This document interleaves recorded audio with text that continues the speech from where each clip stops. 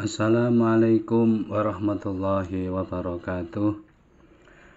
Bismillahirrahmanirrahim. Alhamdulillahirabbil alamin wassalatu wassalamu ala asrofil anbiya'i wal mursalin Sayyidina wa maulana Muhammadin wa ala alihi wa sahbihi ajma'in. Asyhadu an la ilaha illallah wahdahu la syarikalah wa asyhadu anna Muhammadan abduhu wa rasuluhu la nabiyya ba'da. Allahumma salli wa sallim wa barik ala sayyidina Muhammad. Allahumma salli ala nuril anwar wa siril asrar wa triyatil aghyar wa miftahi babil yasar sayyidina Muhammadin al-muhtar wa alihi al-adhar wa ashabil akhyar adada na'amillahi wa ibdali amma ba'd. Yang kami hormati jajaran pengurus Yayasan Ketakmiran Masjid Baitul Hamdi, bapak-bapak, ibu-ibu jamaah Masjid Baitul Hamdi yang saya hormati dan yang saya muliakan. Pertama-tama marilah kita panjatkan puji syukur kehadirat Allah Subhanahu wa taala yang mana pada pagi hari ini kita bisa mengikuti sholat subuh berjamaah, dilanjutkan dengan kajian kitab Bulughul Maram pada pagi hari ini bab kurban. Mudah-mudahan amal ibadah kita diterima oleh Allah Subhanahu wa taala. Amin amin ya rabbal alamin. Bapak, ibu-ibu jamaah rahimakumullah, sebentar lagi kita akan melaksanakan suatu ibadah kita di bulan Dzulhijjah. Insya Allah masuk tanggal 1 Dzulhijjah, insya Allah tanggal 19 Juni 2023 bertepatan dengan 1 Dzulhijjah 1444 Hijriah. Mudah-mudahan kita diberikan kesehatan, diberikan rezeki yang banyak, barokah, manfaat, maslahah fid dini wa dunya wal akhirah, sehingga kita bisa melaksanakan ibadah kurban. Bapak-bapak, ibu-ibu yang kami hormati, perlu saya sampaikan bahwasanya pengertian kurban itu berasal dari bahasa Arab, yakni kurban, yang artinya mendekatkan diri kepada Allah, atau juga disebut dengan al-udhiyah, yang berarti binatang sembelihan.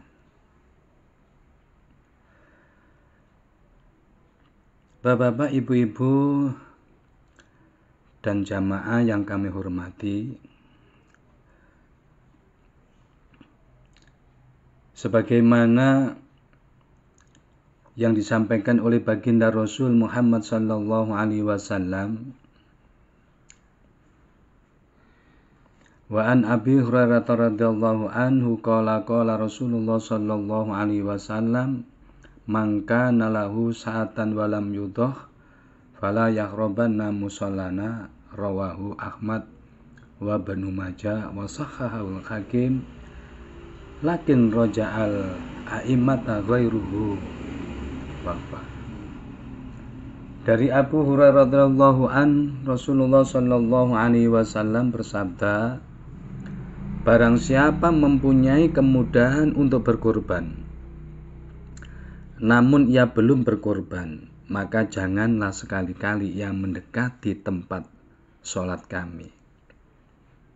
Yang diriwayatkan oleh Imam Ahmad dan Ibnu Majah. Hadis ini adalah merupakan hadis yang sahih menurut Hakim dan hadis mauquf menurut para imam hadis lainnya. Memang kalau kita tinjau daripada hukum kurban menurut Imam Ibnu Hanifah, bahwasanya hukum kurban adalah merupakan suatu hukum yang wajib. Kurban itu adalah wajib menurut Imam Ibnu Hanifah. Hal ini juga dikuatkan oleh Al-Hasan Basri dan juga ulama-ulama dari kalangan tabi'in. Dalil yang mereka pakai adalah fasalli lirabbika wanhar, yaitu surat Al-Kautsar ayat yang kedua. Maka dirikanlah sholat karena Tuhanmu dan berkorbanlah. Dalil ini mengandung kalimat perintah fasolli, maka lirabbika wanhar, maka dirikanlah sholat karena Tuhanmu dan berkorbanlah wanhar. Jadi menurut Imam Abu Hanifah, hukum kurban adalah wajib. Sebagaimana dalil tadi yang sudah saya sampaikan, mangkana lahu sa'atun walam yudhahi fala yaqrabanna musallana, barang siapa yang memiliki kelapangan harta yang cukup, yang banyak, tapi tidak berkorban, tapi tidak menyembelih kurban, janganlah mendekati tempat sholatku. Kata beliau Rasulullah Muhammad sallallahu alaihi wasallam. Ma'asyiral muslimin, para jamaah ingkang kula hormati, kebanyakan para ulama fikih dari madhab Imam Syafi'i, Hambali dan Maliki berkata, jika kurban itu adalah hukumnya sunnah mu'akkad. Sunnah mu'akkad dan tidak diperkenankan atau makruh untuk meninggalkannya. Untuk seseorang yang sudah memiliki harta berlebih-lebih. Sementara jika menurut mazhab Hanafi adalah hukumnya wajib bagi mereka yang mampu.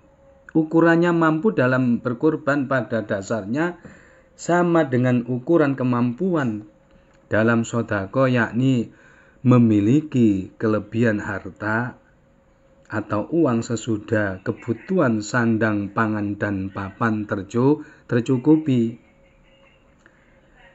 dan kebutuhan penyempurna yang lazim untuk seseorang.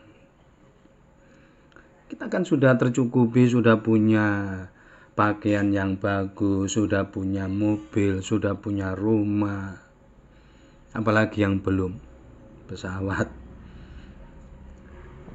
Maka menurut madhab Syafi'i dan Imam Hambali dan Maliki adalah hukumnya sunnah mu'akkad. Sunnah mu'akkad adalah sunnah yang ditekankan. Tetapi menurut madhab yakni Imam Hanafi adalah wajib.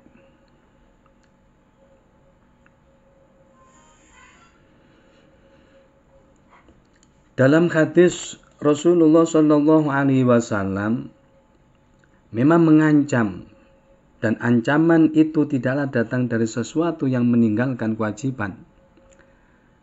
Karena seperti yang telah didefinisikan oleh para ulama bahwa yang namanya sunnah adalah segala sesuatu yang bila dikerjakan mendapatkan pahala dan bila ditinggalkan tidak mendapatkan sanksi. Tapi ini adalah merupakan sunnah mu'akkad yang ditekankan. Artinya apa? Bagi yang punya kelapangan, bagi yang memiliki harta yang berlebihan. Bapak Ibu jamaah yang kami hormati, maka rangkaian juga di dalam bulan Dzulhijjah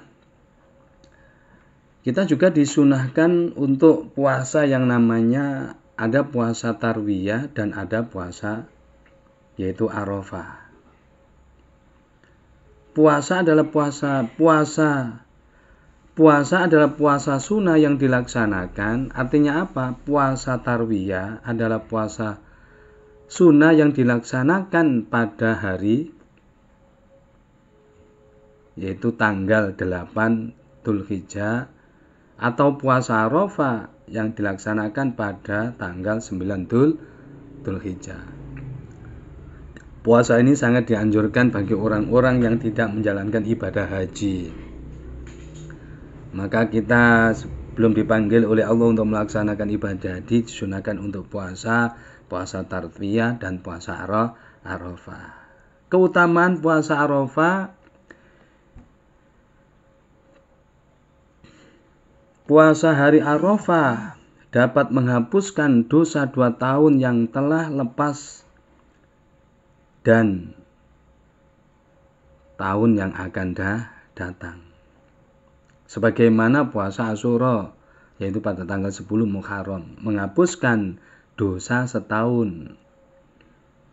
Hadis ini adalah merupakan hadis sahih yang diriwayatkan oleh Muslim.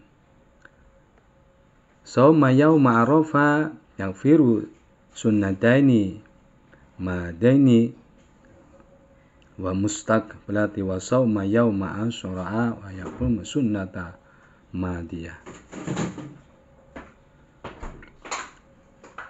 Sementara puasa tarwiyah dilaksanakan pada hari tarwiyah, yakni pada tanggal 8 Dzulhijjah. Ini didasarkan pada satu redaksi hadis yang artinya bahwa puasa pada hari tarwiyah menghapuskan dosa 1 tahun dan puasa pada hari Arafah menghapuskan dosa 2 tahun. Mudah-mudahan kita bisa melaksanakan puasa sunnah, yaitu puasa tarwiyah dan Arafah, diberikan kesehatan oleh Allah Subhanahu wa taala dan dihapus segala dosa-dosa kita. Amin amin ya rabbal alamin. Bapak Ibu jamaah yang kami hormati, puasa Arafah dan tarwiyah sangat dianjurkan untuk turut merasakan nikmat yang sedang dirasakan oleh para jamaah haji yang sedang menjalankan ibadah di tanah suci. Sebagai catatan, jika terjadi perbedaan dalam penentuan awal bulan Dzulhijjah antara pemerintah Arab Saudi dan Indonesia, maka umat Islam Indonesia melaksanakan puasa Arafah dan tarwiyah sesuai dengan ketetapan pemerintah setempat. Artinya apa? Kita tidak mengikuti contoh seumpamanya nanti Idul Adha di Arab Saudi dilaksanakan pada hari Rabu seumpamanya. Tetapi di Indonesia ketetapan sidang isbat yang dilaksanakan oleh pemerintah yaitu hari Kamis seumpamanya, maka kita harus mengikuti aturan pemerintah, ketetapan yang ditetapkan oleh pemerintah. Karena apa? Karena didasarkan ada perbedaan posisi geografis semata. Jadi ada suatu perbedaan.